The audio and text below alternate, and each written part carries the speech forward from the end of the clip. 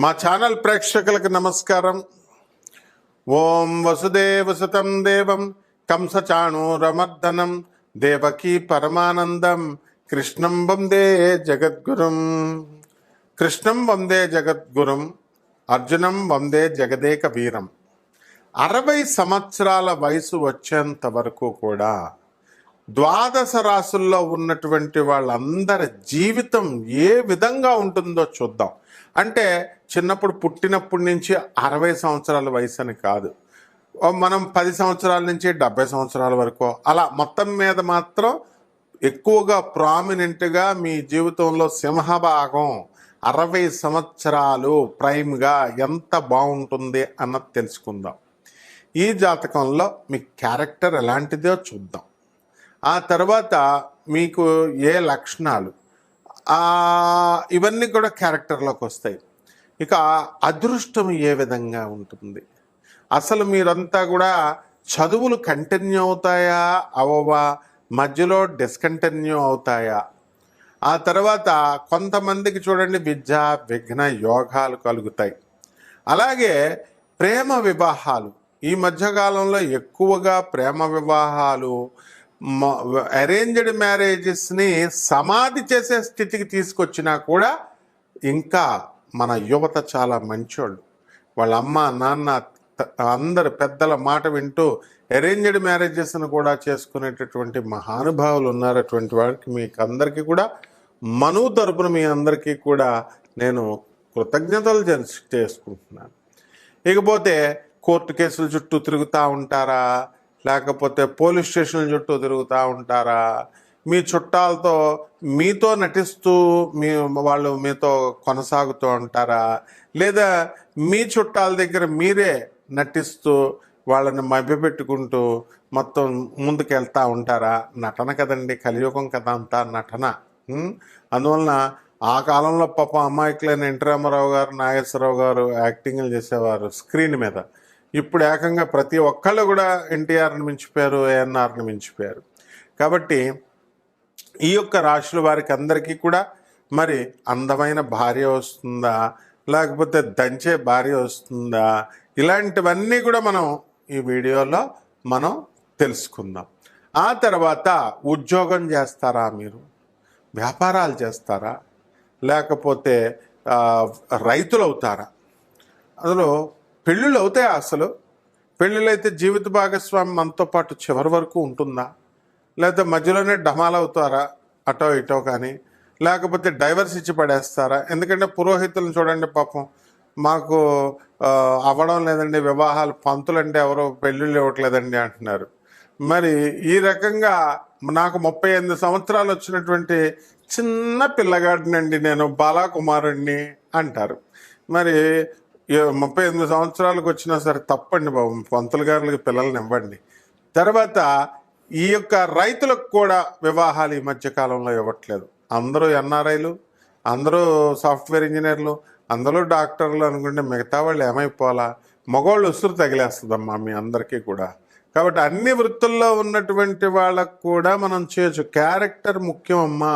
ముఖ్యంగా ఈ ఫారెన్ వాటికి మ్యాచ్లకు వెళ్ళేటటువంటి వాళ్ళకి మనకి షీ టీం ఎప్పుడూ పెడుతుంది. ఎవ్వరు ఏ ఎస్పీ వచ్చినా కూడా ఐపీఎస్ ఆఫీసర్లు దేవతలు వాళ్ళ మాట మీరు వినాలా.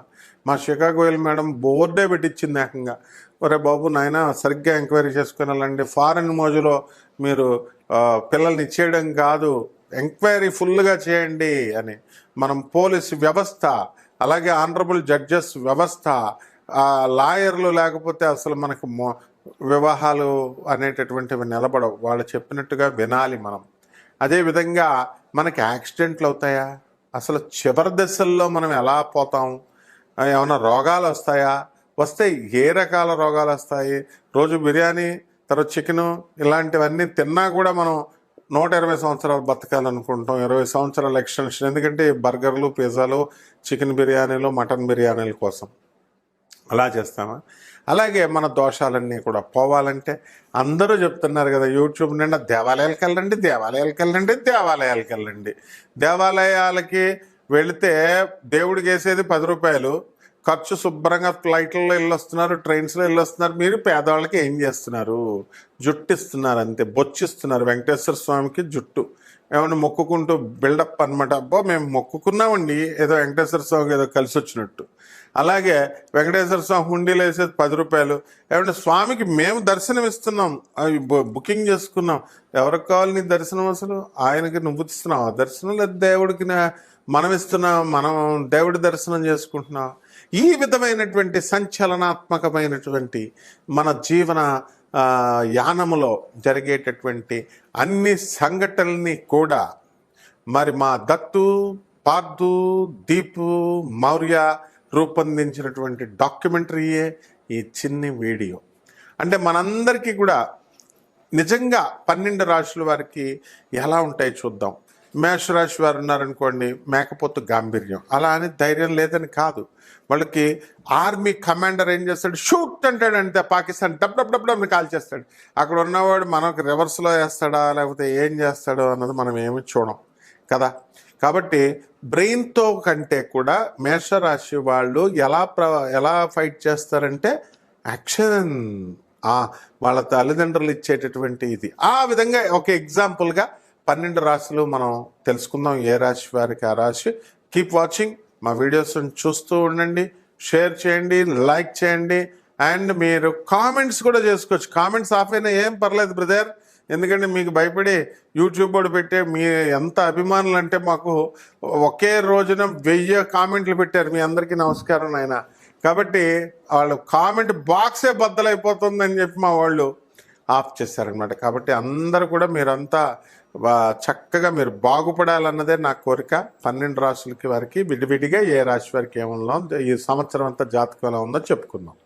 ఈ మొత్తం 12 రాశుల వారు కూడా మనకి ఫారిన్ ఏమన్నా వెళ్తారా, లేకపోతే భార్యాభర్తలు అందరూ కూడా కోర్టులు, గొడవలు, పోలీస్ స్టేషన్లు అని చెప్పి యుద్ధాలు చేసుకుంటారా, ప్రేమ వ్యవహారాలు ఎలా ఉంటాయి, తల్లిదండ్రులు చెప్పినటువంటి వివాహాలు చేసుకుంటారా, లేకపోతే వివాహాలు చేసుకోరా, అక్రమ సంబంధాలు ఉన్నటువంటి వాళ్ళు ఏం చేయాలి అసలు, ఇవన్నీ మానుకోమని మనం చెప్తున్నా సరే ఇప్పుడు వాళ్ళంతా ఎవరిష్టం వచ్చినట్టు వాళ్ళు కంటిన్యూ చేసుకుంటున్నారు ఉన్నటువంటి వాళ్ళు.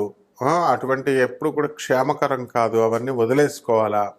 మరి అలాగే సంతానం దగ్గరికి వచ్చేసరికి సంతాన విషయంలో మరి అనేకమైనటువంటి స్టెప్స్ తిరుగుతున్నారు వీళ్ళు. సంతానం లేకపోవడం వల్ల ఏం చేస్తున్నారు, వేరే ఫెర్టిలిటీ సెంటర్స్ తిరుగుతున్నారు. ఆ ఊర్లో ఆ మందు ఇస్తున్నారని, ఆయుర్వేదం మందు, ఈ మందులో ఇస్తున్నారని చెప్పేసి వాళ్ళు దానికి సర్టిఫికేషన్ లేనటువంటి వైద్యులకి సర్టిఫికేషన్ లేనటువంటి వైద్యాన్ని చేసుకొని మొన్న కరోనా టైంలో ఎక్కువ మంది చనిపోయింది ఫెర్టిలిటీ కోసం. మందులు, ఆకులు, అలములు, మేకల్లాగా అవన్నీ నవిలేటటువంటి వాళ్ళు. కాబట్టి కామక్రోధాలు ఎలా ఉంటాయి వీళ్ళకి, బంధువులతో వీళ్ళందరూ కూడా ప్రవర్తన ఎలా ఉంటుంది, ఇవన్నీ కూడా మనము ఈ 12 రాశుల్లో మనం తెలుసుకుందాం. ముఖ్యంగా ఈ యొక్క ఏలినాటి శని జరుగుతున్నటువంటి రాశులు మేషరాశి, మరి అలాగే కుంభరాశి, మీనరాశి. ఈ ఏలినాటి శని సమయంలో వీళ్ళందరికీ కూడా బాగుండలేదు పరిస్థితి అని మనకు అర్థమవుతోంది. కాబట్టి దీనికి మొట్టమొదట ఇప్పుడు కొత్తగా వచ్చినటువంటి ఈ యొక్క మేషరాశికి ఏలినాటి శని వచ్చేటప్పుడు ఏ రకంగా ఉంటుంది, మరి అలాగే పోయేటప్పుడు ఏ రకంగా ఉంటుంది, మధ్యలో ఉన్నటువంటి కుంభరాశి వారికి ఏ విధంగా ఉంటుంది, ఇవన్నీ కూడా మనం ఈ యొక్క వీడియోలో మనం డిస్కస్ చేసుకుందాం.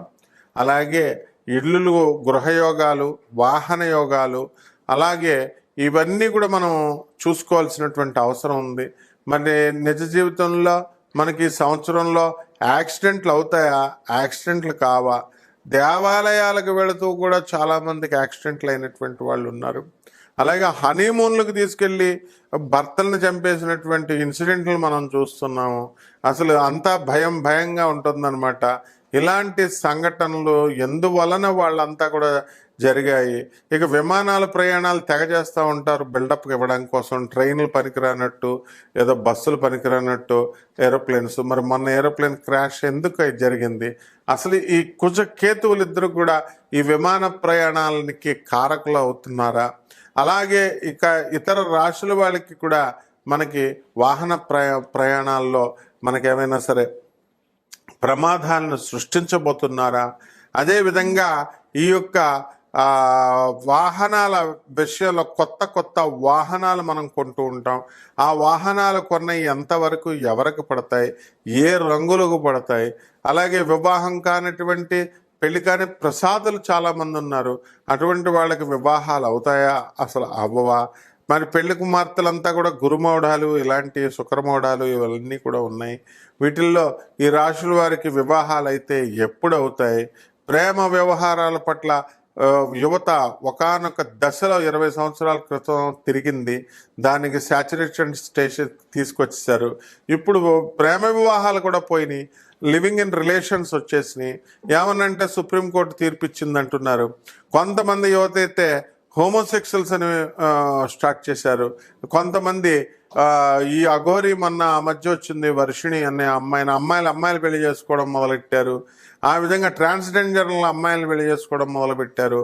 ఆ తర్వాత ఈ యొక్క మనకి ఈ వివాహ వ్యవస్థలో ఇప్పుడు అసలు నేను పెళ్లి చేసుకోకుండా బ్యాచులరే ముద్దు, సోలోనే ముద్దు అంటూ సినిమాలు చూసి ప్రభావితం అయ్యేటటువంటి యువత ఈ 12 రాశుల్లో ఈ సంవత్సరంలో చేసేటటువంటి పనులు ఏమిటి? కూలంకుషంగా మనం ఒక్కొక్క రాశికి విడిగా మనం తెలుసుకుందాం. కర్కాటక రాశి. ఈ కర్కాటక రాశి వాళ్ళందరికీ కూడా ఈ 60 సంవత్సరాల వరకు బ్రహ్మాండంగా ఉంటుంది.